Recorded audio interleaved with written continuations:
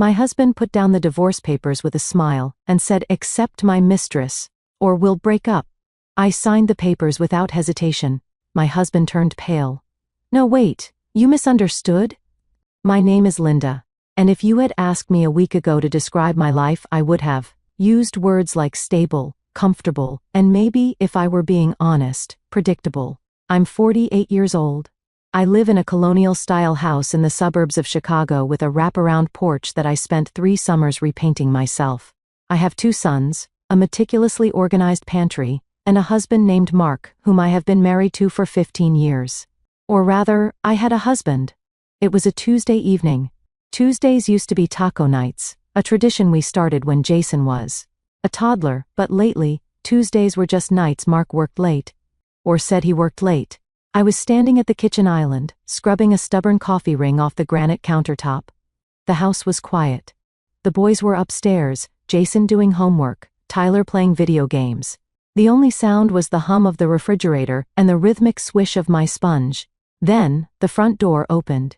Usually, Mark comes home with the weight of the world on his shoulders, loosening his tie, complaining about traffic on I-90, asking if dinner is ready.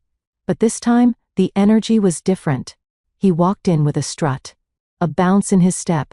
He was wearing his navy pinstripe suit, the one he saves for board meetings, and he smelled like an expensive distillery mixed with a perfume that was floral, cloying, and definitely not mine.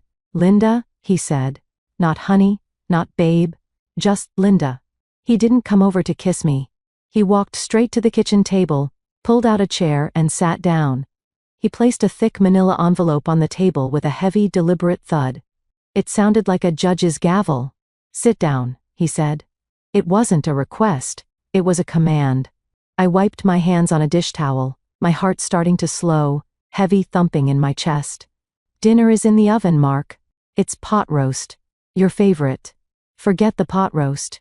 He waved a hand dismissively. "We need to discuss the future." I sat opposite him. The envelope lay between us like a loaded weapon. Mark leaned back, interlacing his fingers behind his head, a smug smile playing on his lips. He looked like a cat that had not only eaten the canary, but had also negotiated a book deal about it.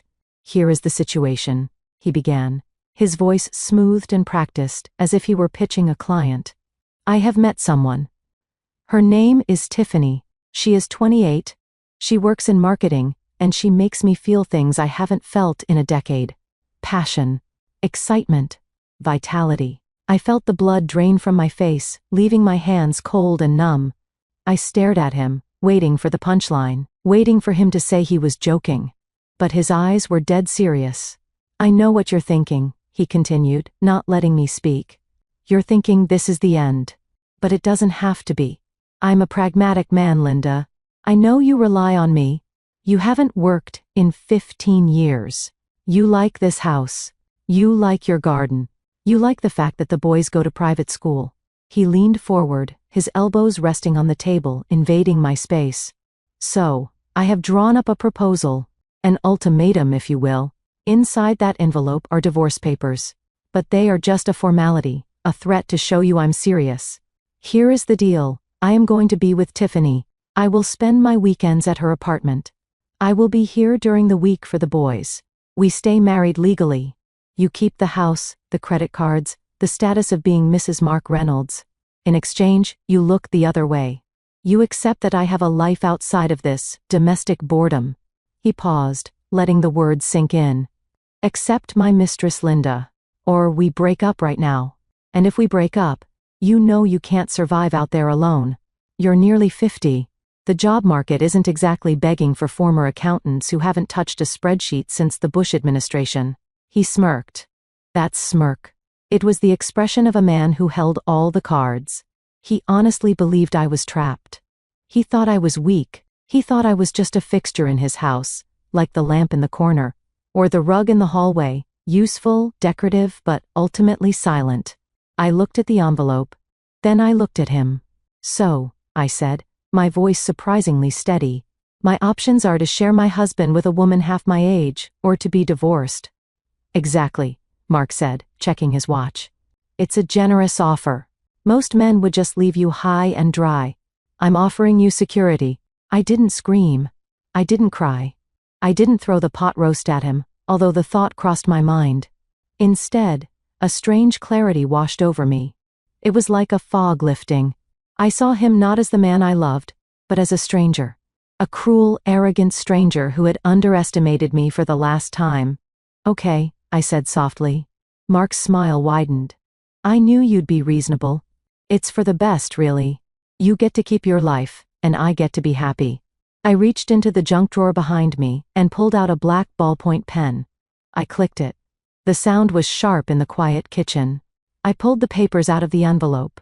They were heavy, high-quality bond paper. I flipped to the last page. Petitioner Mark Reynolds. Respondent Linda Reynolds. "What are you doing?" Mark asked, a flicker of confusion crossing his face. "I'm making my choice," I said. I didn't hesitate. I didn't shake. I pressed the pen to the paper and signed my name in big, looping, cursive letters. Linda Reynolds. I dated it. Then I pushed the papers back across the table toward him. "I choose the divorce," I said calmly. "I'm done." Mark looked down at the signature. His eyes bulged.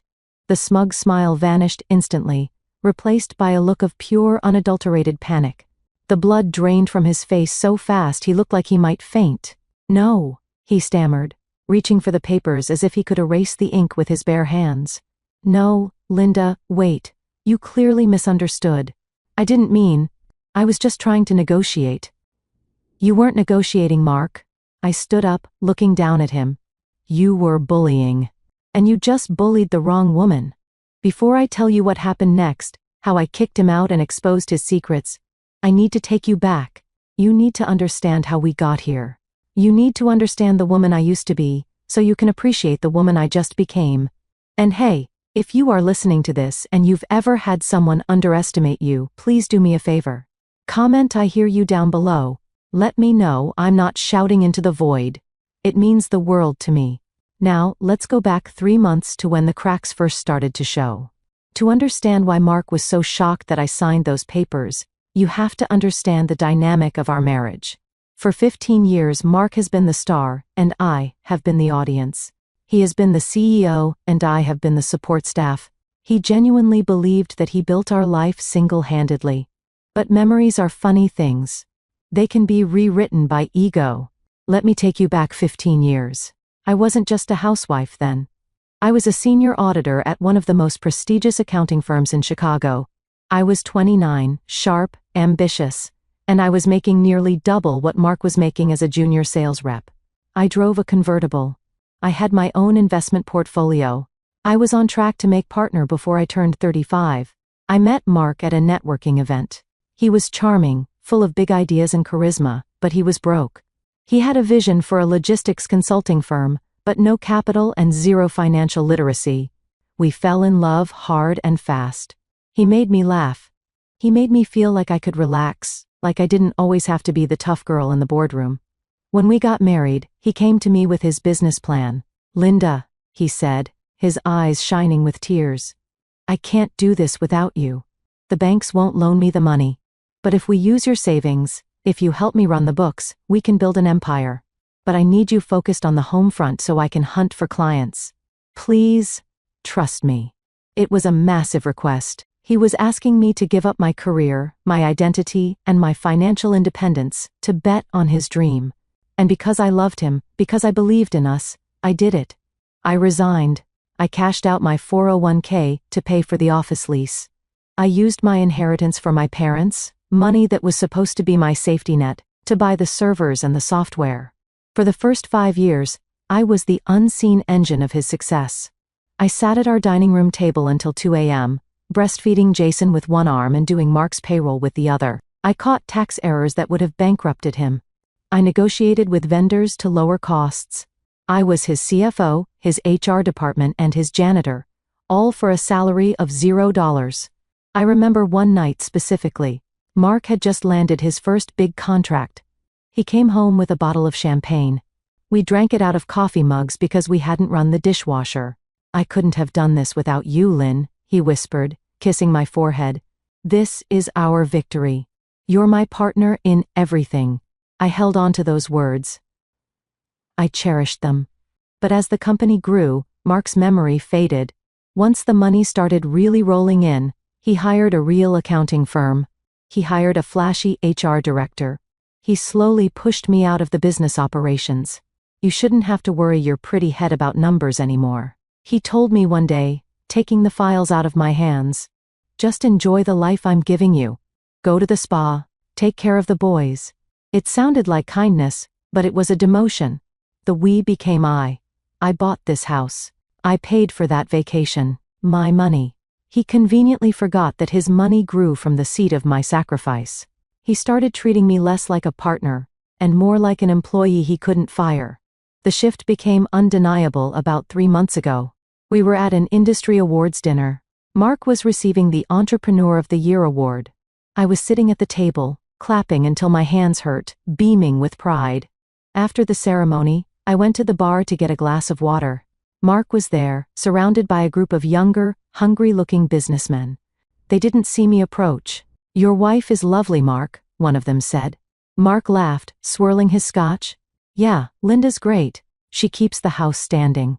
But man, sometimes I wish she had a bit more drive. You know? She's been out of the game so long she doesn't understand the pressure I'm under. She lives in a bubble I pay for. Honestly, she'd be lost without me. She wouldn't know how to pay an electric bill if I didn't set up the auto pay." The men laughed. A cruel, bonding laughter.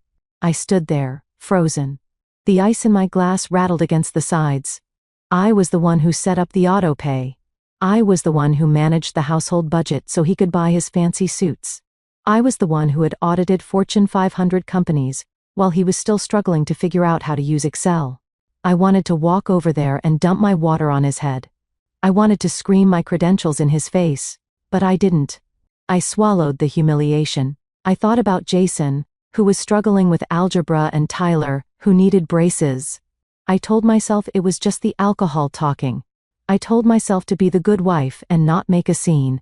That was the moment the seed of resentment was planted. I realized then that my husband didn't respect me. He tolerated me. And tolerance is a very fragile thing. I walked back to the table, put a smile on my face, and pretended I hadn't heard a thing. But that night, as I lay in bed next to him, staring at the ceiling, I started to wonder, if I was so useless, why was he trying so hard to keep me in the dark? After that night at the awards dinner, the blinders were off. I started noticing things. Little things at first, then bigger, more alarming things. It was like living with a stranger who was wearing my husband's face. The first sign was the vanity. Mark had always been a decent-looking man, tall, broad shoulders, a bit of gray at the temples that distinguished him. But suddenly, he was obsessed with his appearance in a way that screamed midlife crisis. He started buying designer suits that cost $3,000 a pop. He joined an elite gym across town, the kind that costs more per month than our grocery budget. He claimed he needed to network while he worked out, even though he had a perfectly good treadmill and weights in the basement. Then came the scent. Mark had worn the same cedarwood aftershave for 10 years. I loved it. It smelled like home. But one Tuesday, he came home smelling like a walking department store perfume counter. It was musky, heavy, and undeniably trendy. "You changed your cologne?" I asked, leaning in to sniff his shirt collar as he dodged my hug. "God, Linda, stop sniffing me like a bloodhound," he snapped, pulling away.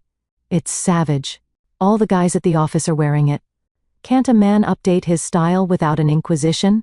"I was just asking," I said, hurt. "Well, stop asking. You're suffocating me," he muttered, heading upstairs to shower immediately, which was another new habit. He used to come home and crash on the couch. Now, he went straight to the shower to scrub away the day, or the evidence. Then there was the phone guarding.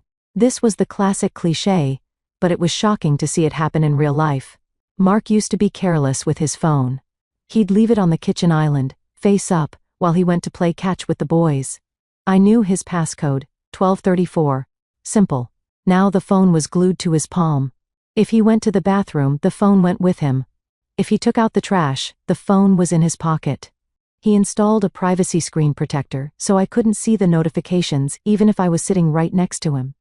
One evening, we were watching a movie. His phone buzzed on the coffee table. Instinctively, I reached for it to hand it to him. "Don't touch it," he yelled. snatching it so fast he knocked over a bowl of popcorn. I pulled my hand back as if I'd been burned. The boys looked up from their iPads, eyes wide. "Work security protocols?" Mark muttered, his face flushing red. "Client confidentiality. If you enter the wrong passcode, it wipes the data." "I can't risk it." "I wasn't going to unlock it, Mark. I was just handing it to you.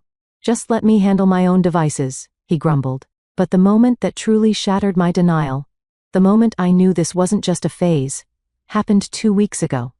It was a Sunday morning. Mark was golfing, or so he said. I was cleaning out his car, the luxury sedan he insisted on leasing. He treated the car like a dumpster, leaving coffee cups and wrappers everywhere. I was vacuuming under the passenger seat, jamming the nozzle into the tight space between the seat and the center console. I heard a rattle. Something plastic being sucked up but getting stuck. I turned off the vacuum and reached my fingers into the crevice. I pulled out a small glittering object. It was an earring. Not a diamond stud. Not a classy pearl like the ones I wore. It was a long, dangly thing with cheap rhinestones and a bright pink feather. It looked like something a teenager would buy at a mall kiosk. It was tacky. It was loud. And it was definitely, absolutely not mine. I sat there in the driver's seat of my husband's car, holding that cheap piece of jewelry in my trembling palm. The sun was beating down through the windshield, but I felt freezing cold. My stomach dropped to my feet. When Mark came home, tossing his golf bag into the corner, I was waiting in the kitchen. I held the earring up. "Mark, who's this?" He didn't even flinch. He didn't look guilty. He looked annoyed. He glanced at the earring and let out a dry, dismissive laugh. "Oh, that must belong to Dave's daughter. I gave Dave a ride to the mechanic last week, and his kid was in the back seat. She's got all that glittery junk. Must have kicked it under the seat." I stared at him. "Dave's daughter sat in the front seat?" I asked, my voice tight. "Because I found this deep under the front passenger seat. She probably threw it up there. Who knows? Kids do weird stuff. Why are you obsessing over trash? Just toss it." He walked past me, opening the fridge to grab a beer. I stood there, clutching the earring so hard the metal post dug into my skin. Dave didn't have a daughter. Dave had 3 sons. I had been to Dave's house for a barbecue in July. I had watched his 3 boys jump on the trampoline. Mark had lied to my face. He had lied effortlessly, without blinking, without a shred of remorse. He thought I was stupid. He thought I was so disconnected from his life that I wouldn't remember his best friend's children. That was the moment the sadness ended. The grief evaporated, replaced by a cold, hard calculation. He thought I was just a nagging housewife. He forgot that I used to audit corporations for a living. If there were cracks in the books, I would find them. And if there were cracks in my marriage, I was going to find the source. I didn't toss the earring. I put it in my pocket. It wasn't trash. It was Exhibit A. That night, Mark fell asleep quickly, snoring loudly with the arrogance of a man who believes he is untouchable. I lay beside him for an hour, listening to the rhythm of his breathing, feeling a wave of repulsion every time he exhaled. At 1 a.m., I slipped out of bed. I went down to my office. I used quotes because over the years, my workspace had become the household storage room. My desk was covered in Jason's hockey gear, piles of unpaid bills, and Tyler's unfinished Lego projects. I cleared a space, sat down, and opened my old laptop. I cracked my knuckles. It had been years since I did a forensic audit, but it's like riding a bike. You never forget how to follow the money. Mark thought he was clever changing his phone password. But he was lazy with his financial security. We had a joint checking account for household expenses, but I knew he had opened personal credit cards. He had switched all the statements to paperless about 6 months ago, claiming he was saving the environment. He forgot one crucial detail. I was the primary administrator on our home Wi-Fi network. I was also the one who set up his original email recovery questions 10 years ago because he kept forgetting them. Question: what was the name of your first pet? Answer: Buster. Question: what is your mother's maiden name? Answer: Collins. It took me less than 10 minutes to reset his email password. I logged in. The inbox loaded, and the floodgates opened. I didn't look for love letters first. In a divorce, emotions are messy, but numbers are absolute. Numbers don't lie. Numbers are the only truth that holds up in a court of law. I went straight to the trash folder. People always delete the incriminating emails but forget to empty the trash. There were dozens of confirmations. Open table, reservation for 2 at the Onyx Room. Tuesday, 7 p.m. Ticketmaster, 2 front row seats to the Beyoncé concert. $800. Expedia, weekend booking at the Vineyard B&B, Napa Valley. My hand shook on the mouse. The Napa trip coincided with his regional sales conference. He had called me from that trip, complaining about how boring the seminars were. He was lying in bed with her while complaining to me. Then I searched for financial alerts. I found statements for a Visa Black card I didn't know existed. The cardholder name was Mark Reynolds, but there was an authorized user, Tiffany Miller. I pulled up the PDF statements. The spending was nauseating. Victoria's Secret, $450. Sephora, $300. Tiffany & Co., the jewelry store, not the Mistress $2,200. I felt sick, physically sick. I looked at the dates. The jewelry purchase was on our anniversary. He had given me a card, just a card. He had told me things were tight this year because of the market downturn. But then I found something that made the room spin. I had to grab the edge of the desk to keep from falling off my chair. I logged into our investment portfolio. Mark handled the trades now, but my name was still on the account. I navigated to the sub-accounts labeled Jason College Fund and Tyler College Fund. These were sacred accounts. We had started them when the boys were born. I had put every cent of my inheritance into them. Mark's bonuses went there. It was supposed to be their future tuition, dorms, books. I clicked on Jason's account. It should have had nearly $85,000 in it. The balance read for $1,102. I gasped, a strangled sound escaping my throat. I clicked on Tyler's account. Balance $1,500. Gone. Over $100,000. Gone. I checked the transaction history, my eyes blurring with tears of rage. Large withdrawals had been made over the last 6 months. Wire transfers. Wire transfer $15,000. Recipient Tiffany Luxury Apartments LLC. Memo, security deposit and lease. Wire transfer $8,500. Recipient Diamond District Jewelers. Wire transfer $5,000. Date October 12th. I stared at that date. October 12th was Tyler's birthday.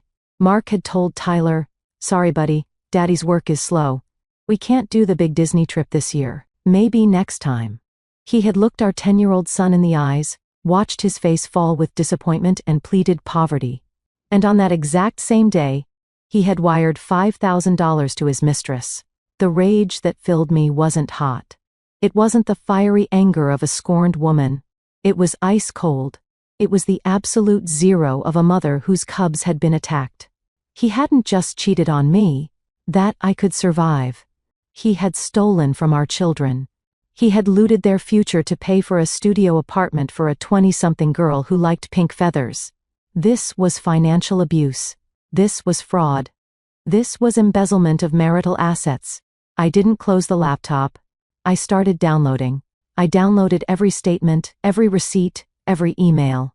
I organized them into folders labeled evidence. I backed everything up to the cloud, then to an external hard drive, then to a USB stick that I taped underneath the drawer of my desk. I sat there in the dark, the blue light of the screen illuminating my face. I looked at the photo of Mark and me on the desk, taken 10 years ago on a beach vacation. I picked it up and placed it face down. He thought he was dealing with a housewife. He thought he was dealing with a woman who didn't understand finance. He forgot that I was the one who taught him how to read a balance sheet. I wasn't just going to divorce him. I was going to destroy him. I was going to leave him with nothing but his cheap cologne and his lies. I wiped my tears. I had work to do. Before I could execute my plan, I needed to check one last box. I needed to see if there was anyone in Mark's corner who still had a moral compass. I needed to know if I had any allies in this family. I called Martha, Mark's mother. Martha lived in a pristine condo downtown. She was the kind of woman who wore pearls to the grocery store and believed that appearances were the only currency that mattered.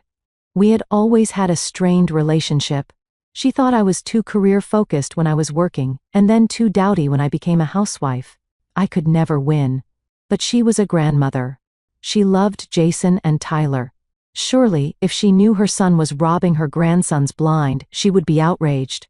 I invited her over for tea 2 days after finding the bank statements. I sent the boys to a movie so we could talk privately. Martha arrived looking immaculate in a cream Chanel suit, scanning my living room for dust as she walked in. "The hydrangeas out front look a bit wilted, Linda," was her greeting.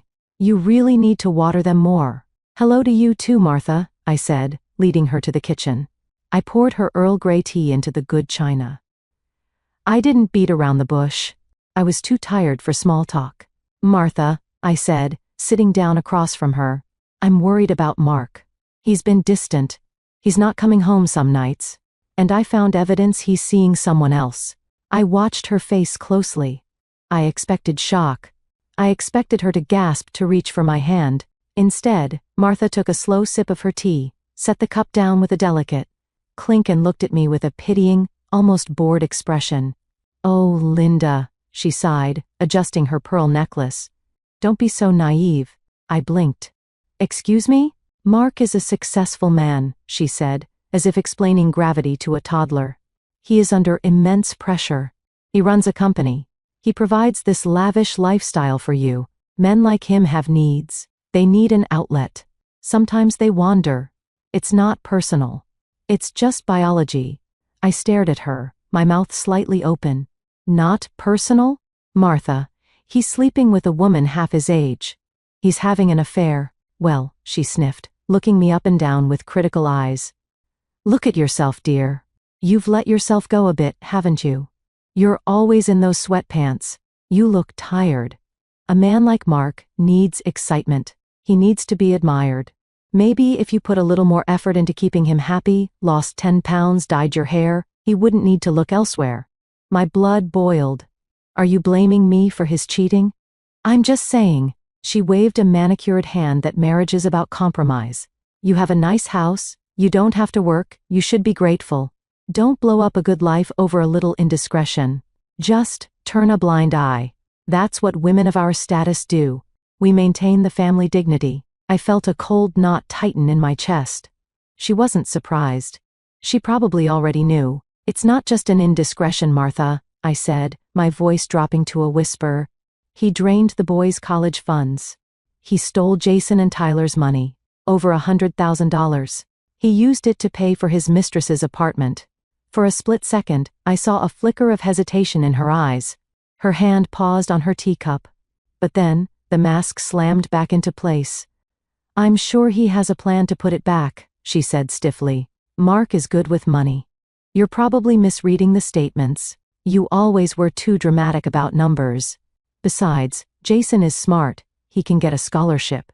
Mark deserves to spend his money how he sees fit." She stood up, brushing imaginary crumbs off her skirt. "My advice? Fix your hair, cook him a nice dinner, and stop snooping. You'll thank me later. Don't be the bitter ex-wife, Linda. It's not a good look on you."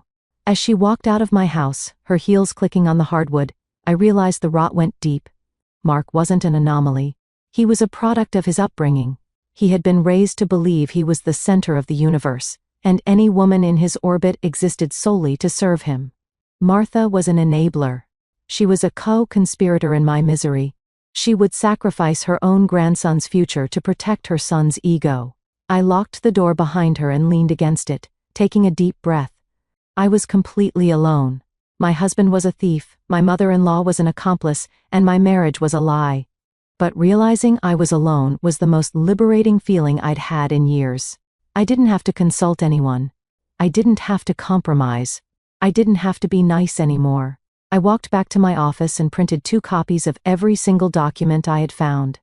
One set for my lawyer, Sarah, whom I had secretly retained that morning, and one set for the special surprise I was planning for Mark. Martha wanted me to fix my hair? Fine. I'd fix my hair. I'd put on my war paint. And then I'd show her exactly what a dramatic woman could do to her precious son's reputation. Let's go back to the kitchen table, where the ink on the divorce papers was still drying. Mark was staring at me, his face a mask of pure terror. The arrogant smirk was gone, replaced by the look of a man who realizes he has just stepped off a cliff he didn't know was there. You signed it," he whispered, his voice cracking. Linda, stop. I was trying to make a point. I didn't actually want a divorce. I was bluffing. I stood up, towering over him as he slumped in his chair. I felt 10 feet tall. You gave me a choice, Mark. Accept your mistress or break up. I chose to break up. You should be happy. You're free. Go be with Tiffany. Go find your vitality. But the house, he stammered, looking around the kitchen as if seeing it for the first time. The boys. Linda, be reasonable. You can't survive without me. You don't have a job. Who is going to pay the bills? Who is going to fix the car? I laughed. It was a cold, sharp sound. I fixed the dishwasher last week while you were working late. I balanced our budget for 15 years. I think I can manage. No, I mean, this is my house. Mark stood up, his face flushing red, trying to regain some dominance. I pay the mortgage. You can't just kick me out. Actually, I corrected him, my voice razor sharp. The deed is in both our names. But I have some news for you. While you were busy buying Tiffany that diamond pendant with Tyler's birthday money, I was busy hiring a lawyer. Mark froze. What? My lawyer Sarah filed an emergency motion this morning, I said, savoring every word. Based on documented proof of your adultery and, more importantly, financial fraud. Specifically the embezzlement of our children's custodial accounts, the judge granted a temporary exclusive occupancy order. You are to vacate the premises immediately to prevent further dissipation of marital assets. Dissipation of assets? Mark repeated, looking like he was going to be sick. You looked at the accounts? I looked at everything, Mark. The apartment lease. The jewelry. The Napa trip. I have it all. I walked over to the hallway closet. And because I'm efficient, unlike you, I saved you the trouble of packing. I opened the closet door. Inside were 2 large suitcases, bulging at the seams. I had packed them that morning while he was in the shower. I dragged them out and kicked them toward him. They slid across the hardwood floor and hit his expensive Italian shoes with a satisfying thud. What is this? He asked, looking at the bags with horror.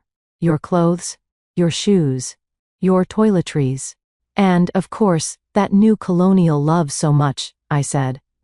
Get out. You can't do this, he shouted, his voice rising. This is insane. You're reacting emotionally. I am reacting legally, I said. If you don't leave in the next 5 minutes, I call the police. And I don't think you want a squad car parked out front. What would the neighbors think? What would your clients think? Mark looked at me, his eyes darting between the door, the papers, and my face. He saw something in my eyes he had never seen before, resolve. He realized that the doormat he had walked on for 15 years had suddenly turned into a bed of nails. He tried to switch tactics. The anger vanished, replaced by a slippery, desperate charm. He stepped toward me, reaching out a hand. Baby, listen, he cooed. I messed up, okay? I messed up big time. But we can fix this. You know I love you. Tiffany means nothing. She's just a fling. A midlife crisis thing. It's over. I'll end it today. Let's talk about this. I swatted his hand away. She meant enough for you to steal from your own children. She meant enough for you to humiliate me. It's too late, Mark. I was your husband, he pleaded. You were, I said. Now, your liability. And Mark? I'm a much better accountant than you are a liar. I pointed to the door. Out, now. He looked at my face and saw that the door to reconciliation wasn't just closed. It was bricked over. He grabbed the suitcases, his knuckles white. He muttered curses under his breath, calling me names I won't repeat. He dragged the bags to the front door. He struggled with the handle, his dignity in tatters. You're making a huge mistake, Linda. He spat as he opened the door to the cool evening air. You'll come crawling back when the bills come in. You'll see. You're nothing without me. Give my regards to Tiffany, I said calmly. I hope she likes pot roast. I slammed the door in his face. I threw the deadbolt. Then the second lock. Then the security chain. I leaned my forehead against the cool wood of the door, my heart hammering against my ribs. I listened. I heard the thump of the suitcases going down the front steps. I heard the car door slam. I heard the engine rev aggressively as he peeled out of the driveway. I didn't cry. I felt a surge of adrenaline so strong my hands were shaking. I had done it. The parasite was gone. But then, the silence of the house settled around me. And I realized the hardest part was just beginning. I turned around and looked up the stairs. 2 shadows were standing at the top landing. Jason and Tyler were watching. My heart shattered into a million pieces seeing them there. Tyler, my sweet 10-year-old, was clutching his favorite stuffed dinosaur Rex, looking absolutely terrified. Jason, my 16-year-old, stood with his arms crossed, leaning against the banister, his face unreadable but his eyes dark. I had wanted to protect them. I had wanted to do this quietly while they were at school. But Mark's arrogance had forced my hand. I walked to the bottom of the stairs, trying to stop my hands from trembling. "Boys, come here." They came down slowly. Tyler ran to me and buried his face in my stomach. Jason walked behind him, stiff and silent. I led them to the living room, and we sat on the oversized beige sectional. "Was that Dad?" Tyler asked, his voice muffled against my sweater. "Why did he have suitcases? Is he going on a trip?" I took a deep breath. I had read books on how to tell kids about divorce. Keep it simple. Don't blame. Reassure them. But how do you not blame a man who stole their college money? "Dad isn't going on a trip, buddy," I said, stroking Tyler's hair. "Dad and we are going to live apart for a while." "Is it because of the lady?" Tyler asked. I froze. I looked at Jason. He was staring at the floor, picking at a loose thread on his jeans. "What lady?" I asked gently. Jason looked up. His eyes were red-rimmed. "Mom, stop. We know. You know?" I whispered. "We know about Tiffany," Jason said, his voice surprisingly deep, sounding so much older than 16. He sounded tired. "How?" Jason pulled his phone out of his pocket. He opened Instagram and navigated to a profile. He handed the phone to me. "She's not exactly private, Mom. Her profile is public. The algorithm suggested her to me because she follows Dad. She tags him in stories. Date night with my silver fox. She posts photos of the gifts." I took the phone. There it was. Tiffany_Miller_XO. Blonde, pouting lips, overly filtered photos. And there was Mark, my husband, smiling like a fool in a selfie, holding a glass of wine, kissing her cheek. I scrolled down. Photo of a diamond necklace. Caption, "He spoils me." #blessed. Date, 2 weeks ago. I looked at Jason, horrified. "How long have you known?" "A month," Jason said, his voice cracking slightly.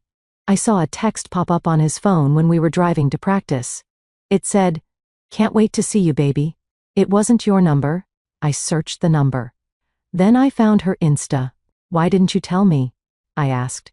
Tears finally spilling over. "I didn't want to hurt you," Jason said, looking away. I thought maybe it was just a phase.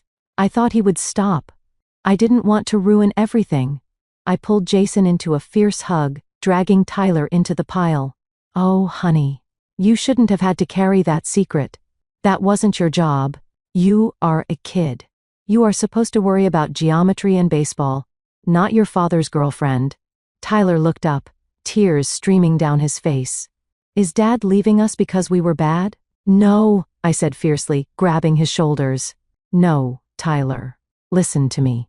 This is not your fault. This is 100% Dad's fault.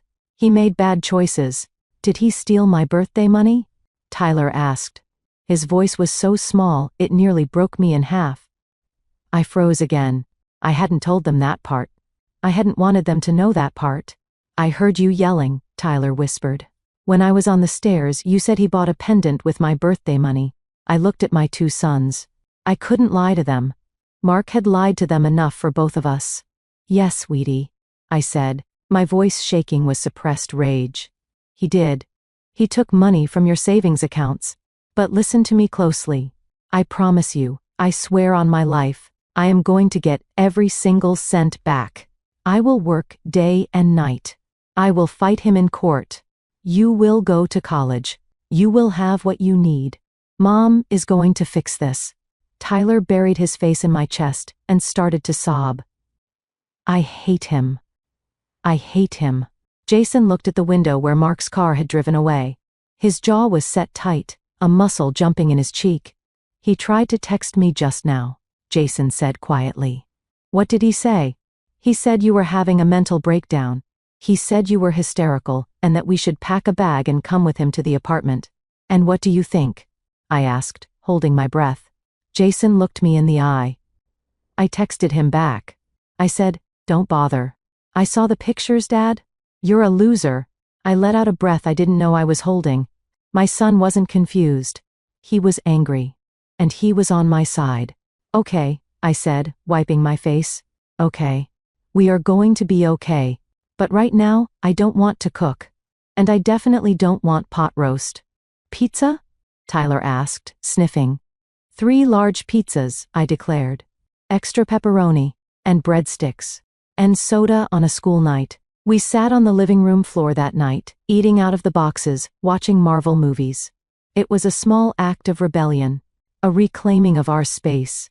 The house felt emptier without Mark's booming voice and his constant demands for service, but it also felt lighter.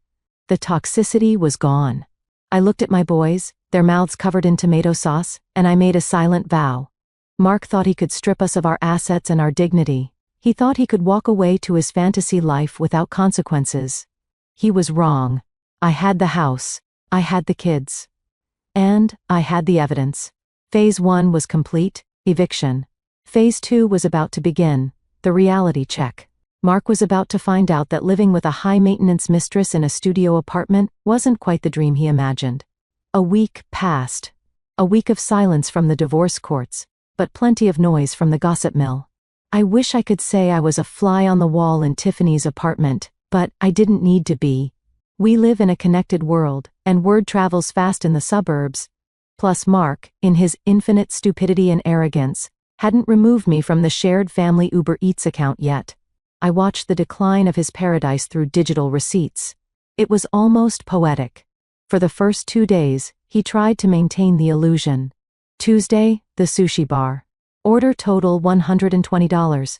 Wednesday, Prime Steakhouse delivery. Order total $150. He was trying to show Tiffany that nothing had changed, that he was still the high roller. But I knew exactly how much cash he had access to. I had frozen the joint checking account the morning after I kicked him out. His personal credit cards were near their limit from all the gifts he had bought her. By Thursday, the orders changed. Thursday, McDonald's. 2 Big Macs and a Happy Meal. Friday, Taco Bell. $15. Saturday, no order. Then, I got a call from a mutual friend, Sarah, not my lawyer, another Sarah, who worked in the same corporate building where Tiffany was a marketing intern. Linda, Sarah whispered into the phone, clearly hiding in a bathroom stall, you didn't hear this from me, but Mark looks terrible. Do tell, I said, leaning back in my kitchen chair, sipping my morning coffee. I felt remarkably refreshed. I had slept 8 hours for the first time in months. Apparently, Tiffany's luxury apartment is a studio, Sarah giggled. The leasing photos used a wide-angle lens. It's basically a shoebox. And Mark? Well, he's been wearing the same 2 suits all week. They're wrinkled. He looks like he slept in them. He probably did, I said. Or on the floor. And Tiffany? Sarah continued. She's been complaining to everyone in the break room. Loudly. She said Mark snores like a freight train and keeps her awake. She said he expects her to cook dinner when she gets home, and she doesn't even know how to boil an egg. She told the receptionist, I didn't sign up to be a housewife. I laughed out loud. It was a deep belly laugh that felt like healing. Of course he did. Mark hadn't cooked a meal, done a load of laundry, or picked up a wet towel in 15 years. He expected a hot dinner on the table at 6:30 p.m. sharp. He expected his shirts laundered, starched, and hung in color-coded order. He expected a magical house fairy to manage his life. Tiffany wasn't a house fairy. She was a high-maintenance influencer wannabe who was dating Mark for the lifestyle she thought he had. She wanted the dinners and the gifts, not the dirty socks and the snoring. Sarah said they were arguing in the parking lot yesterday, the friend continued. Screaming match. Something about him not having his car? Ah, yes, I smiled, petting the dog.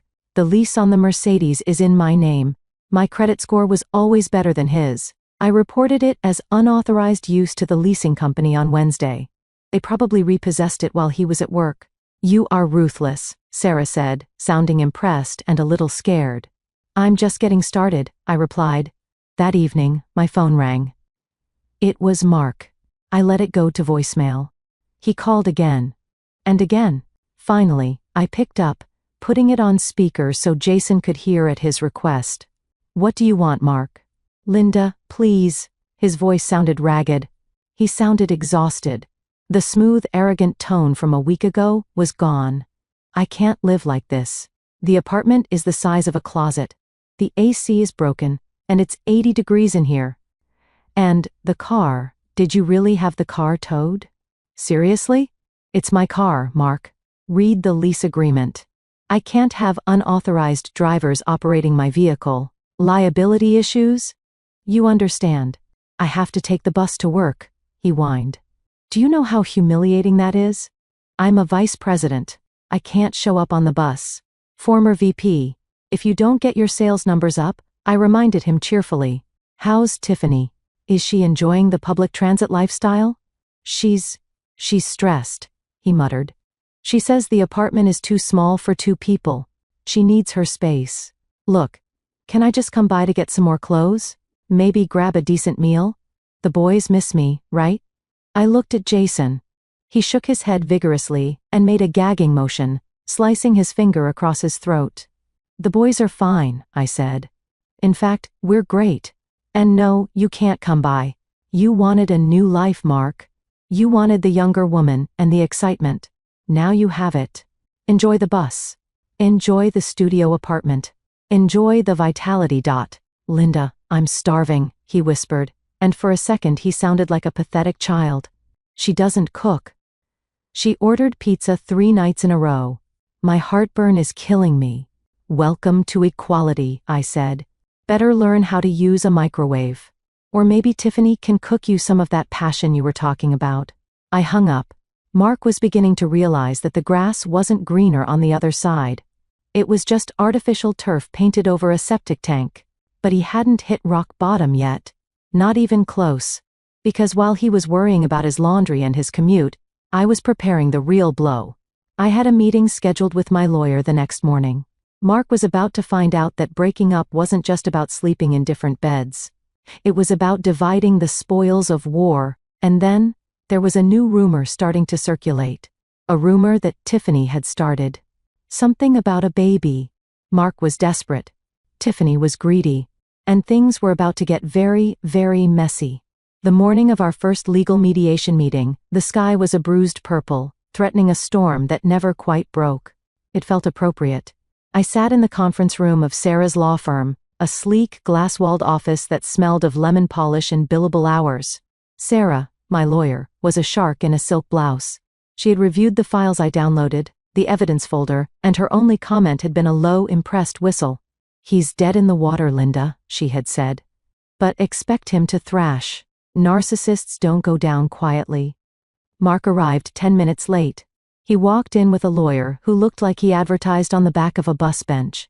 Mark was wearing one of his older suits, wrinkled at the elbows, and he looked tired. His eyes were bloodshot, and he had a nervous tick in his jaw I hadn't seen since the recession of 2008. He didn't look at me. He sat down, opened a frantic-looking folder, and let his lawyer speak. My client, the lawyer began, his voice nasally and irritating, is seeking a 50-50 split of all marital assets, including the marital home. Furthermore, given that Mr. Reynolds is currently experiencing temporary housing instability, he is requesting spousal support until his living situation stabilizes. I almost choked on my water. Spousal support? From me? The woman whose inheritance he had pilfered? Sarah didn't blink. Mr. Reynolds is currently employed as a VP. Mrs. Reynolds has been a homemaker for 15 years. In what universe does she owe him support? In a universe where she has a substantial inheritance trust and he has expenses, Mark's lawyer said. Mark finally looked at me. There was a desperate, malicious glint in his eyes. We know about the trust fund, Linda. I know your parents left you more than what you put into the company. I want half. It's marital property. Commingled assets. It's not commingled, Sarah cut in sharply. It's in a separate trust. But let's talk about what is commingled. Let's talk about the $100,000 missing from the children's custodial accounts. She slid a piece of paper across the table. It was a spreadsheet I had created, color-coded and terrifyingly accurate. It showed every transfer to Tiffany Miller and luxury vendors. Mark turned pale. He grabbed the paper, his hands shaking. This is an invasion of privacy," he sputtered. "She hacked my accounts." "She accessed her into accounts where she is a guardian," Sarah corrected. "And in the state of Illinois, dissipation of marital assets for an extramarital affair is a serious offense. We aren't just looking at divorce, Mark. We are looking at potential fraud charges if you don't cooperate." I thought that would end it. I thought he would fold. But I underestimated Tiffany's influence on him. Or maybe I underestimated how low he was willing to sink. Mark leaned forward, a sneer replacing his fear. "You want to play hardball, Linda? Fine. Let's talk about custody. Let's talk about the environment at home. My mother tells me you've been unstable, depressed, drinking." "That is a lie," I said, my voice icy. "Is it? And there's one more thing," Mark said, dropping the bomb he had clearly been saving. "Tiffany is pregnant." The room went silent. The air left my lungs as if I'd been punched in the gut. "That's right," Mark said, seeing the shock on my face. "She's carrying my child. A sibling for Jason and Tyler. And the courts look very favorably on fathers who need to provide for a newborn. If you try to destroy me financially, you are taking food out of an innocent baby's mouth. Do you really want to be that monster, Linda?" I stared at him. A baby. He had destroyed our family, stolen our son's college money, and now he was starting a new family with the woman who helped him do it. And he was using that unborn child as a human shield to extort money from me? I felt a wave of nausea, but I forced it down. I looked at Sarah. She gave me a subtle nod. "Don't react. Don't give him the satisfaction. We will require proof of paternity and medical records," Sarah said calmly. "Until then, get out of our office." Mark stood up, buttoning his jacket with trembling fingers. "You'll see. Mom is already knitting booties. You're going to lose, Linda. You're old news. Tiffany is the future." He walked out. I sat there for a long time, staring at the grain of the wood table. "Is it true?" I whispered. "Can you take the house because of a new baby?" "It complicates things," Sarah admitted, her face grim. "Judges don't like to leave newborns homeless. If she's really pregnant, and if he claims poverty, we might have a fight on our hands." I drove home in a daze. My mind was racing. Pregnant. Tiffany was pregnant. It felt like the final nail in the coffin. But then, my accountant brain kicked in. Wait. I remembered the credit card statements. I remembered the charges from 3 weeks ago. There was a charge at a sushi restaurant. High-end sushi. Raw fish. And the week before that? A charge at a wine bar. 2 bottles of Cabernet. And the pharmacy charges? Not for prenatal vitamins. For red nail cream, something pregnant women are strictly told to avoid. I gripped the steering wheel. Something didn't add up. Mark said she was pregnant. His mother was knitting booties. But Tiffany was eating sashimi and drinking heavy reds. I wasn't just a scorned wife anymore. I was an auditor. And I smelled a discrepancy in the books. The pregnancy was the variable that didn't fit the equation. If Tiffany was pregnant, she was taking a massive risk with her lifestyle choices. Or she was lying. I spent the next 2 nights doing what I do best, digging. Mark had blocked me on social media, and Tiffany's profile was now set to private, probably on Mark's advice after Jason saw the photos, but the internet is written in ink, not pencil. Nothing is ever truly hidden. I created a burner account on Instagram.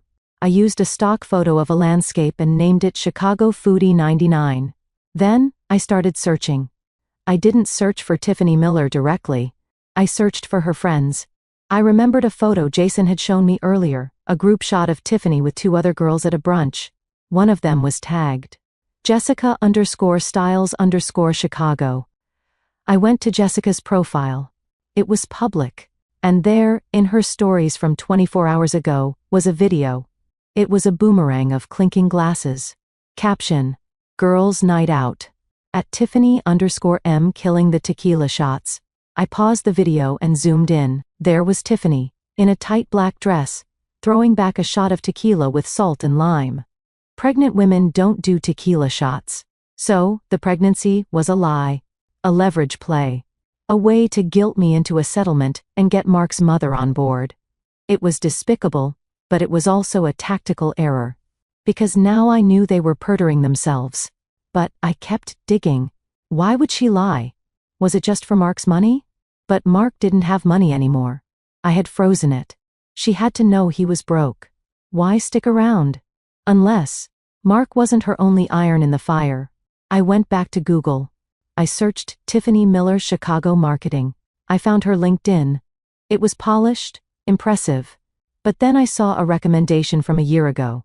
Tiffany is a dedicated professional. Robert Vance, CEO of Vance Logistics. Vance Logistics. That sounded familiar. It was a competitor to Mark's firm, but much, much bigger. A real empire. I clicked on Robert Vance's profile. He was handsome. Older, maybe early 50s. Distinguished, silver hair, kind eyes. He looked like the kind of man Mark desperately wanted to be but never quite achieved. I went to Facebook. I searched Robert Vance. His profile was locked down, but his cover photo was public. It was a photo of him and a woman on a boat in Lake Michigan. They were smiling, the wind in their hair. The woman was wearing a wide-brimmed hat and sunglasses, but I recognized that chin. I recognized that smile. It was Tiffany. My heart stopped. I stared at the screen. Were they dating? Was she cheating on Mark with this Robert guy? I zoomed in on the photo. I looked at Tiffany's left hand, resting on Robert's chest. There was a ring. A massive, pear-shaped diamond ring. And a wedding band. I felt a shiver run down my spine. I opened a new tab and searched Robert Vance marriage license, Cook County. Nothing. I tried Robert Vance marriage announcement, and there it was. A small blurb in a society column from 3 years ago. Tech magnate Robert Vance weds Tiffany Miller in private ceremony in Tuscany. They were married. Tiffany wasn't Mark's girlfriend. She wasn't his mistress. She was a married woman. She was Robert Vance's wife. My brain spun, trying to put the pieces together. She was married to a multi-millionaire CEO. So why was she with Mark? Mark was a small fish compared to Robert. Then it hit me. Mark was the side piece. Mark was the boy toy. Mark was the one she went to for the thrill, for the ego boost, while her husband was busy running a corporation. And she was using Mark's money, my children's money, to fund a secret apartment where she could meet him without her husband finding out. The Tiffany luxury apartment wasn't her home. It was her love nest. Her hideout. And the pregnancy? If she was telling Mark she was pregnant, she was trapping him. But did Robert know? I looked at Robert's photo again. He looked kind. He looked happy. He looked completely oblivious. I realized then that I wasn't the only victim in this story. There was another person being played for a fool. A man who probably thought his marriage was perfect, just like I had. I sat back in my chair, the glow of the laptop illuminating the dark room. A plan began to form in my mind. It was dangerous. It was bold.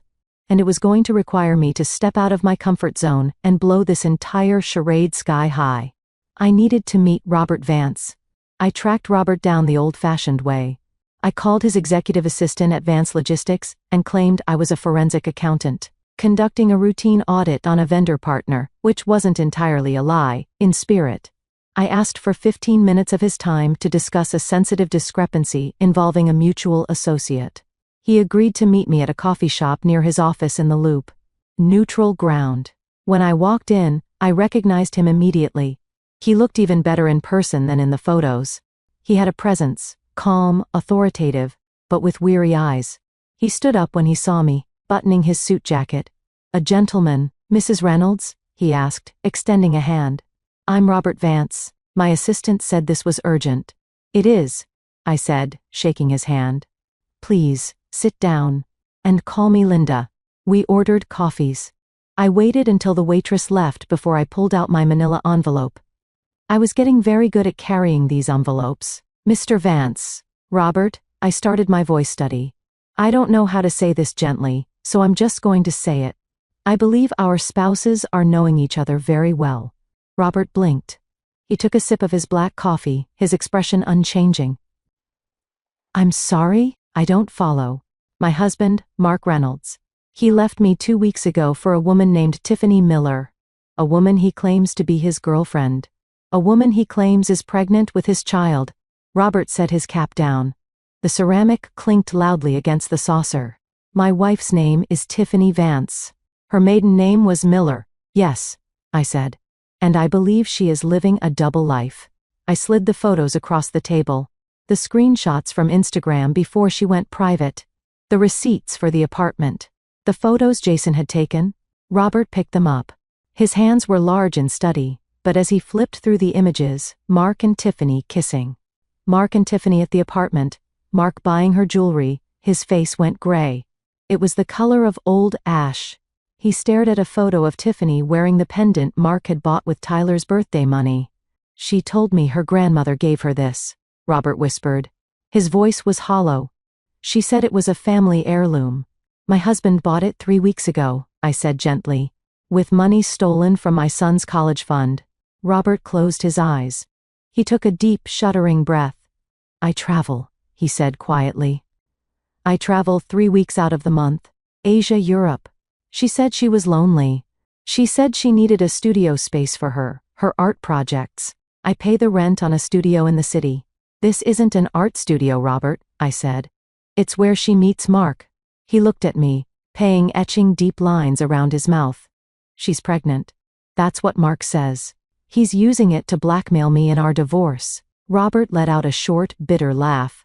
It was a terrifying sound. That's impossible. Why?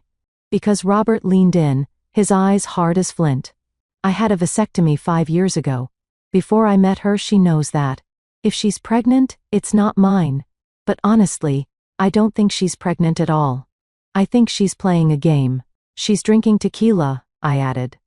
I saw the video. Robert nodded slowly. He wasn't crying. He was pastiers. He was in the zone of cold, calculated fury, the same zone I had been living in for weeks. He looked at the evidence again. Mark, does he know she's married? Robert asked. I don't think so.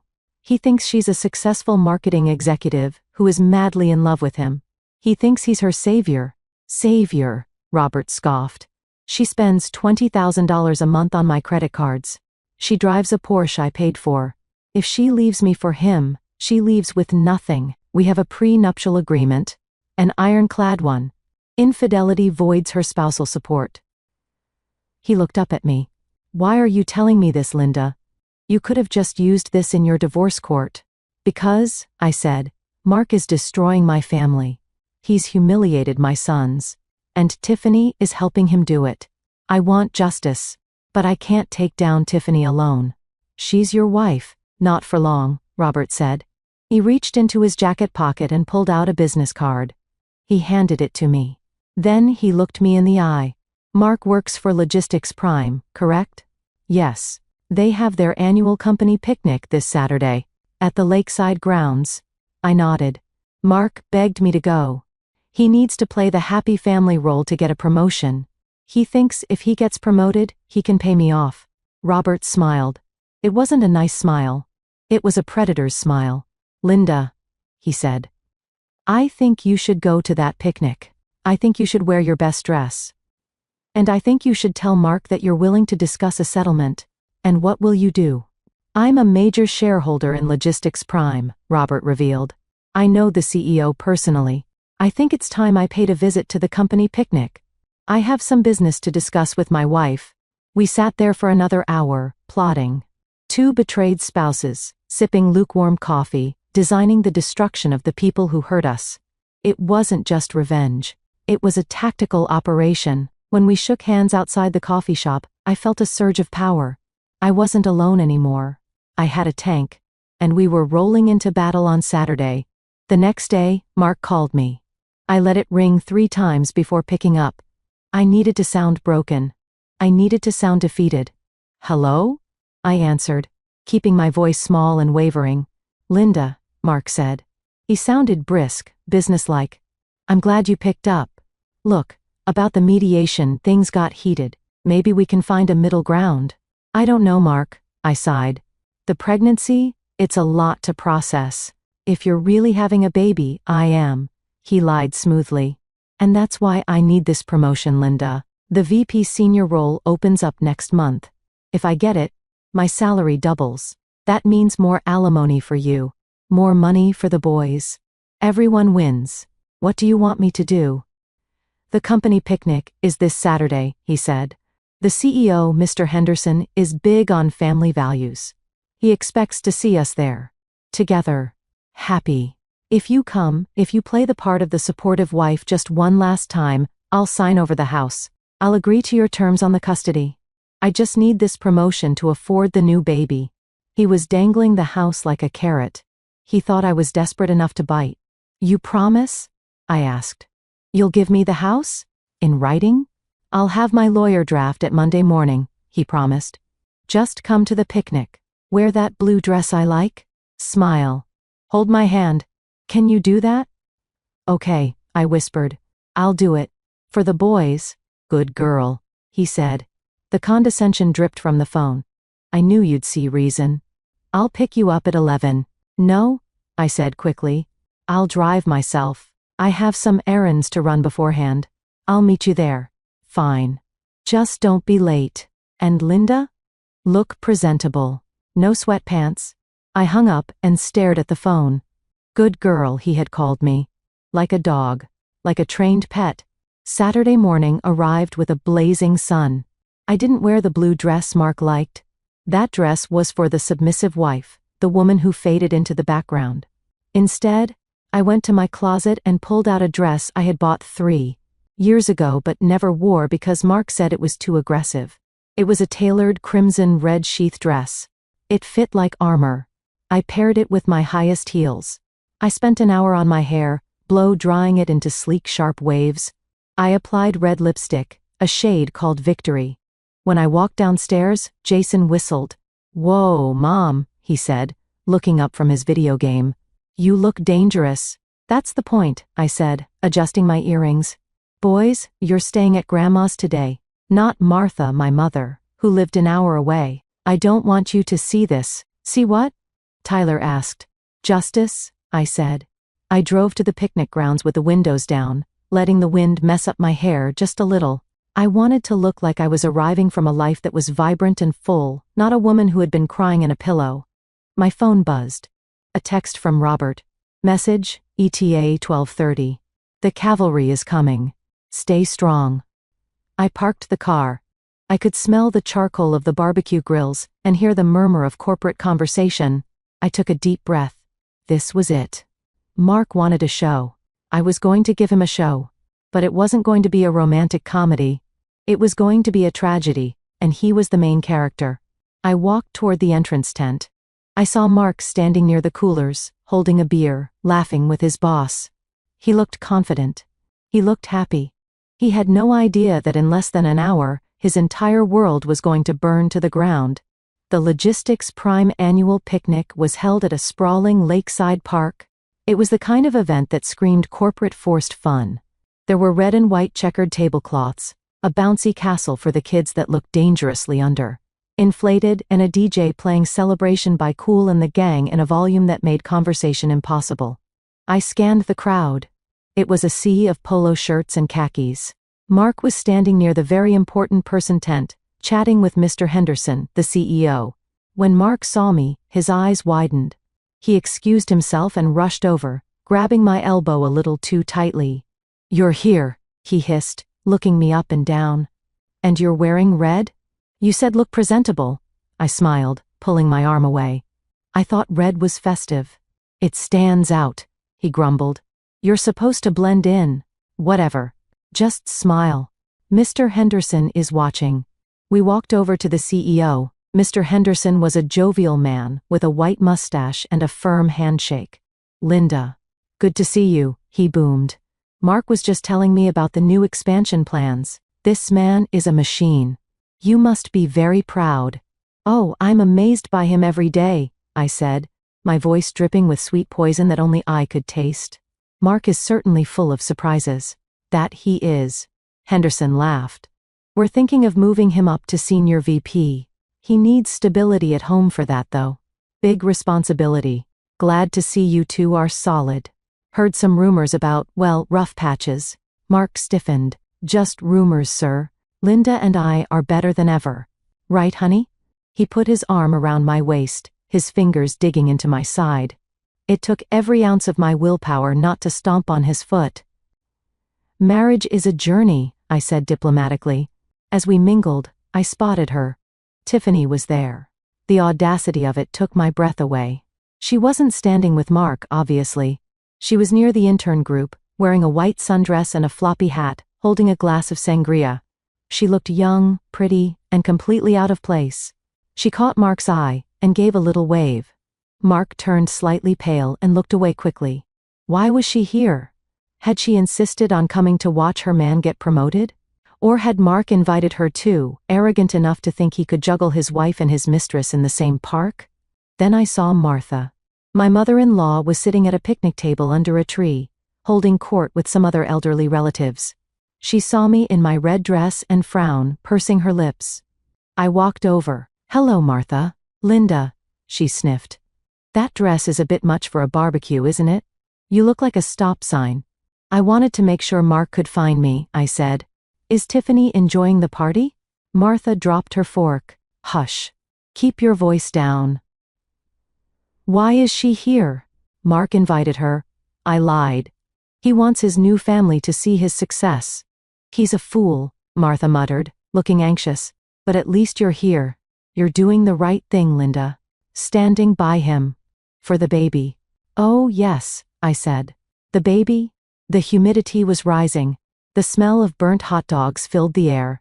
I checked my watch. 12:25, Robert was 5 minutes out. I needed to move Mark into position. Mark, I said, walking back to him. Mr. Henderson looks like he's about to make the speeches. Shouldn't we be near the stage? Yes, Mark said, wiping sweat from his forehead. Come on. Stand next to me. Look adoring. We moved toward the wooden gazebo that served as the stage. A microphone was set up. The music died down. Mr. Henderson stepped up to the mic, tapping it. Testing, 1, 2. All right, everyone. Gather round. The crowd shuffled in. Tiffany moved closer, standing near the edge of the crowd, beaming at Mark. Mark stood tall, puffing out his chest, ready for his coronation. We've had a great year at Logistics Prime, Henderson began. Record profits. Record growth. And that's thanks to our leadership team. I looked toward the parking lot entrance. A black Escalade pulled up. Then another. Then a police cruiser. Mark didn't see them. He was too busy staring at the CEO. I want to recognize someone special today, Henderson said. Someone who has shown incredible drive. The doors of the Escalade opened. Robert Vance stepped out. He was wearing a charcoal suit, looking like a titan of industry. He was flanked by 2 men in suits, lawyers, and 2 uniformed police officers. They began to walk across the grass toward the gazebo. I felt a thrill of electricity shoot through me. The trap was sprung. Mark, I whispered. Someone is here to see you. Not now, Linda, he hissed. Now, I said, stepping back, separating myself from him. I think you really need to look. Mark turned. He saw the police. He saw the lawyers. And then he saw Robert. He frowned. Who is that? But Tiffany saw him too. I watched the blood drain from her face. She dropped her glass of sangria. It shattered on the concrete path, red wine splashing onto her white dress like a gunshot wound. Robert, she whispered, loud enough for the people around her to hear. Robert didn't stop. He walked straight through the parting crowd, his eyes locked on the stage. Mr. Henderson stopped speaking. Robert? Robert Vance? What a surprise. I didn't know you were coming. Robert walked up the steps of the gazebo, took the microphone from a confused Mr. Henderson, and looked out at the crowd. Forgive the interruption, Jim, Robert said, his voice booming over the speakers. But there is a crime in progress. Mark froze. He looked at me, then at Robert, then at Tiffany. The pieces were starting to click, but too slowly. I crossed my arms and smiled. It was time for the fireworks. The silence that fell over the park was absolute. Even the birds seemed to stop singing. 300 employees, their spouses and children stared at the gazebo where Robert Vance stood like an avenging angel. Robert Vance was a legend in this industry. Logistics Prime was a mid-sized fish. Vance Logistics was the ocean. For him to show up unannounced was like Zeus descending from Olympus. Mr. Henderson looked bewildered. A crime? Robert, what are you talking about? Robert turned his gaze to Mark. Mark shrank back, his bravado evaporating like mist. I am here, Robert said, his voice calm but projected with lethal precision to discuss an employee of yours. Mark Reynolds. A collective gasp rippled through the crowd. All eyes snapped to Mark.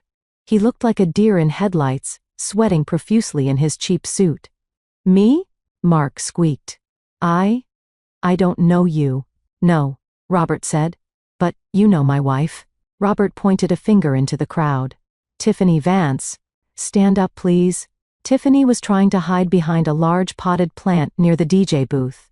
She looked like she wanted the earth to open up and swallow her whole. Tiffany? Mark whispered, looking at her. Vance?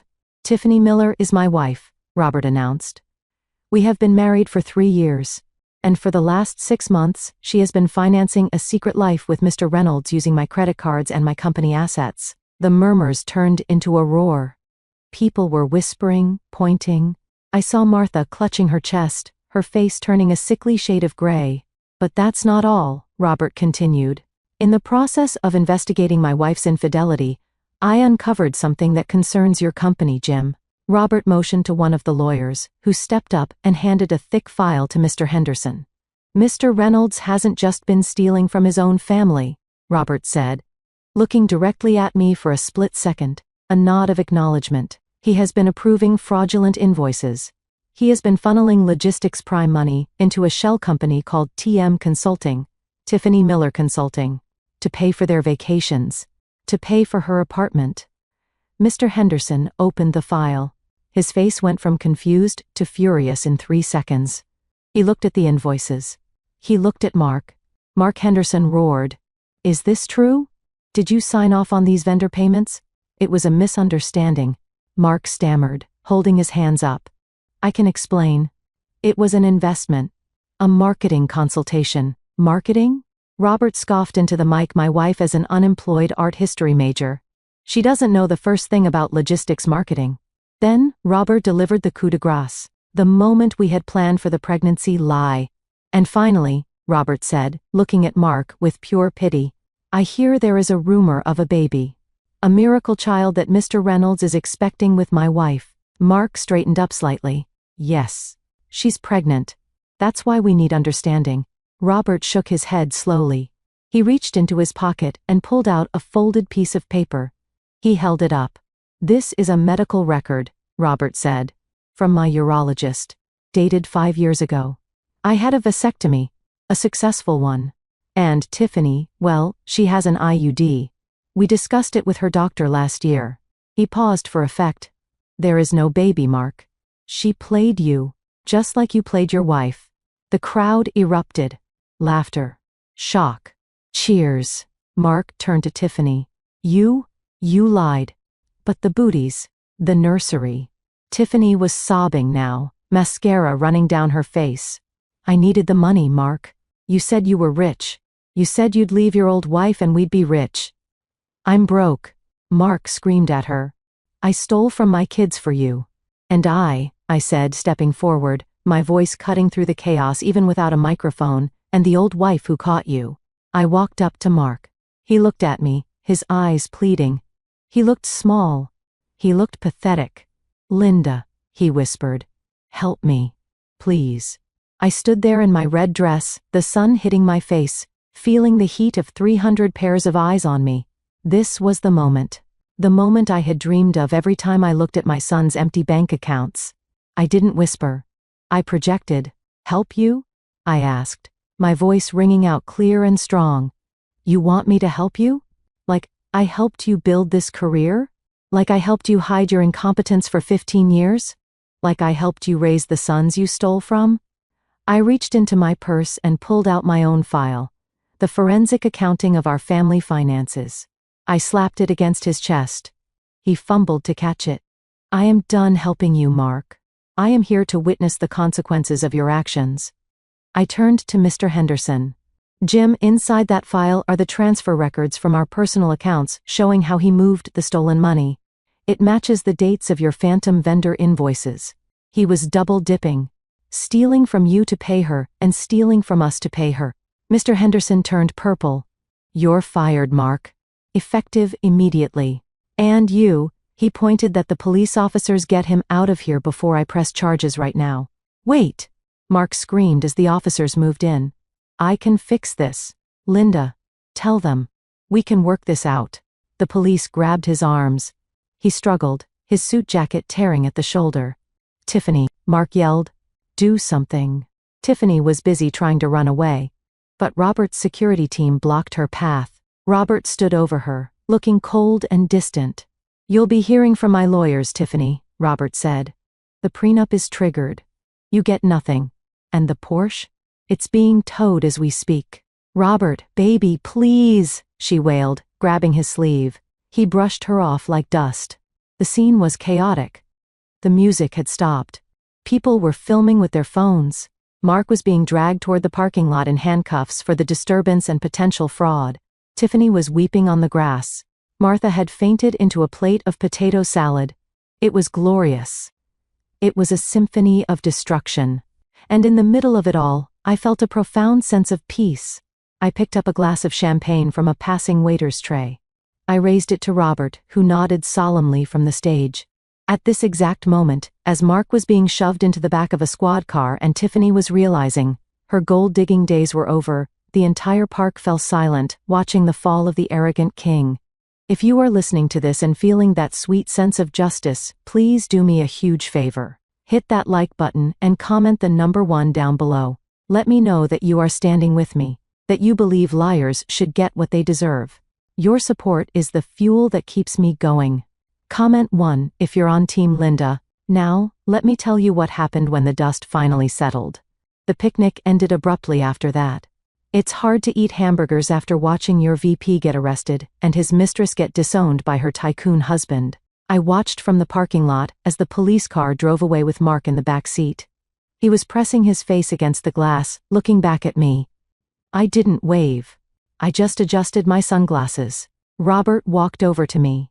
He looked tired, but relieved. Are you okay, Linda? He asked.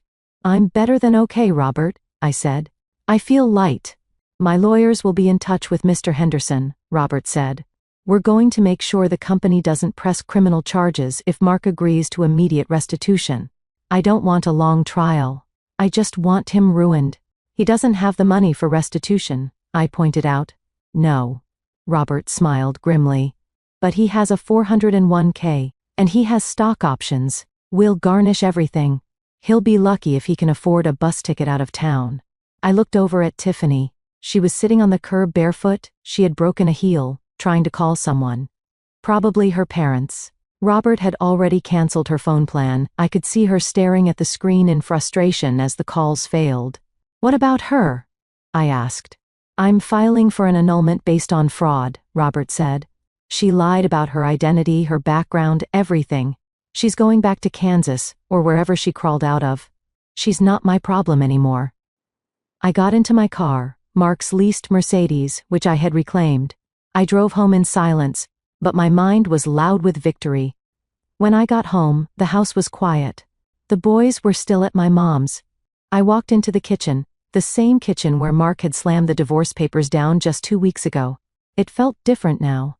It felt like my house. I poured myself a glass of iced tea and sat at the table. My phone buzzed. It was a text from Martha.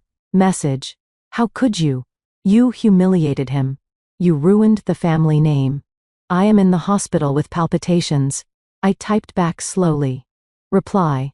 Mark ruined the family name when he became a thief. Get well soon, Martha. And don't ask me for money for the bill. Then I blocked her number. An hour later, my lawyer called. Linda, Sarah said, sounding cheerful. I just got a call from Mark's lawyer. He's fired Mark as a client. Apparently, Mark's check bounced. I laughed. So who is representing him? A public defender probably. Or, he'll have to represent himself. Either way, he's desperate. He wants to settle. He's willing to give you everything, so custody, the house, the remaining assets, If you just convince the company not to send him to jail, let him sweat for a night, I said. I'll think about it tomorrow. That night, I slept like a baby. No snoring, no lies, no anxiety, just the peaceful silence of a woman who had taken out the trash. The next few days were a blur of paperwork and logistics, but the good kind. I went to the school to pick up Jason and Tyler. I was nervous about telling them what happened. But news travels fast. Jason got into the car, a strange look on his face. Mom, is it true? Did Dad get arrested at the picnic? Who told you that? It's on TikTok, Jason said. Someone filmed it. It has like 1 million views. CEO husband crashes picnic to expose cheating wife and BP. My stomach dropped. I hadn't thought about the viral aspect. Is Dad going to jail? Tyler asked, his voice trembling. I pulled the car over. I turned around to face them. Dad is in trouble, I said honestly. He broke the law. He took money that wasn't his. But Mr. Vance, the man from the video, is working it out so Dad probably won't go to prison for a long time. He will, however, have to pay back every penny. So he's poor now? Tyler asked. Yes, honey. He is. Good, Tyler said, crossing his arms. Maybe he can learn how to save money like you taught us. I smiled. My boys were resilient. They were hurt, yes, but they saw the truth. They saw their father for who he was, and they saw me standing strong. Mark was released on bail the next morning, paid for by selling his Rolex watch. He tried to come to the house. I saw him on the security camera. He looked disheveled. He was wearing a tracksuit. He rang the doorbell incessantly. I didn't open the door. I spoke through the intercom. Go away, Mark. Linda, please, he sobbed. I have nowhere to go. Tiffany locked me out of the studio. Robert evicted her, so she kicked me out. I'm sleeping in my car. Wait, I don't have a car. I'm sleeping on a park bench. That sounds uncomfortable, I said. Maybe you should ask your mother for a room. Mom won't talk to me. She says I embarrassed her at the club. Well, I said. Actions have consequences. We have a restraining order, Mark. If you don't leave the property in 2 minutes, I'm calling the police again. And this time, it won't be for fraud. It will be for harassment. He stared at the camera, his face a mask of misery. I miss the boys. I miss my life. You should have thought about that before you bet it all on a pair of pink feather earrings, I said. I turned off the intercom. I watched him walk away, shoulders slumped, a broken man driving his feet down the driveway he used to own. It was a tragedy, yes, but it was a tragedy he wrote, directed, and starred in. I was just the critic who gave it a bad review. Mark didn't give up immediately. Narcissists never do. A week later, he tried to ambush Jason at soccer practice. He showed up at the field, looking like a homeless man, trying to give Jason a bag of candy. It was bizarre. The coach, who knew the situation, intercepted him.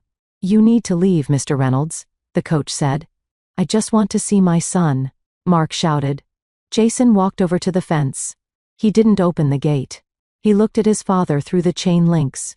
Dad, stop, Jason said calmly. You're embarrassing yourself. And you're embarrassing me. Jason, on your father. I built this family. Mom built this family, Jason corrected him. You just paid for the pizza sometimes. Go away, Dad. Get help. Get a job. Then maybe we can talk. Jason turned his back and walked back to the field.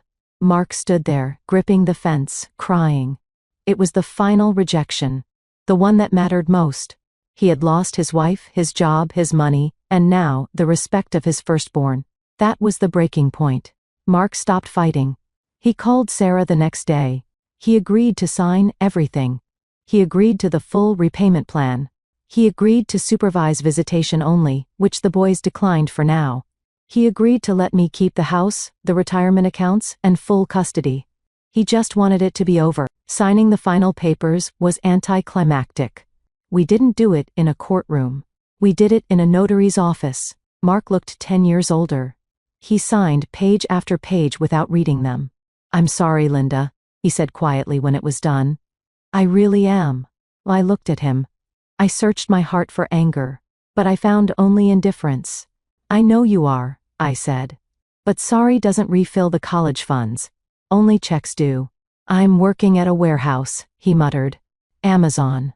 The night shift. It pays, okay? I'll send the checks. You do that, I said. I walked out of that office a free woman. The sun was shining. The air smelled sweeter. I got into my car and checked my phone. A text from Robert Vance. Message, hearing went well? I just wanted to let you know that Tiffany has officially moved back to Nebraska. And I was wondering if you'd like to grab dinner? To celebrate freedom. As friends, I smiled. As friends, I typed back.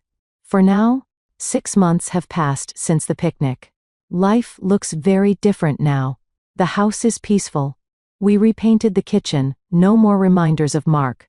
Jason got a partial scholarship for his grades, and I managed to replenish a good chunk of the college fund. By selling Mark's extensive collection of vintage watches and golf clubs, which, it turned out, illegal. I went back to work, not as a stressed-out auditor, but as a financial consultant for women going through divorce. I helped them find the hidden assets. I helped them read the tax returns. I helped them find their war paint. It is the most fulfilling work I have ever done. Tyler is doing great. He doesn't ask about Dad much anymore, but when Mark calls for his supervised video chats, Tyler talks to him. It's awkward, but it's healing. Mark is humble now. He's living in a small apartment with 2 roommates, driving a used Honda. He looks human. As for me, I'm happy, truly happy. I learned that I wasn't just a housewife. I wasn't just a supporting character in Mark's movie. I was the director of my own life. I'm dating again. Robert and I have dinner every Friday. We take it slow. We bond over our shared trauma, but we also laugh. We laugh a lot. He respects me. He asks for my advice on business. He treats me like an equal. Last week, I was cleaning out the junk drawer, the same one where I found the pen to sign the divorce papers. I found that cheap pink feather earring. I looked at it and smiled. I didn't throw it away. I put it in a small box on my desk. A reminder. A reminder that sometimes the worst thing that happens to you is actually the best thing. If Mark hadn't cheated, if he hadn't been so arrogant, I would still be asleep. I would still be the woman wiping the counter, waiting for permission to live. Now, I don't wait for permission. I write my own checks. I sign my own papers. And I never, ever underestimate myself. Thank you for listening. Take care. Good luck.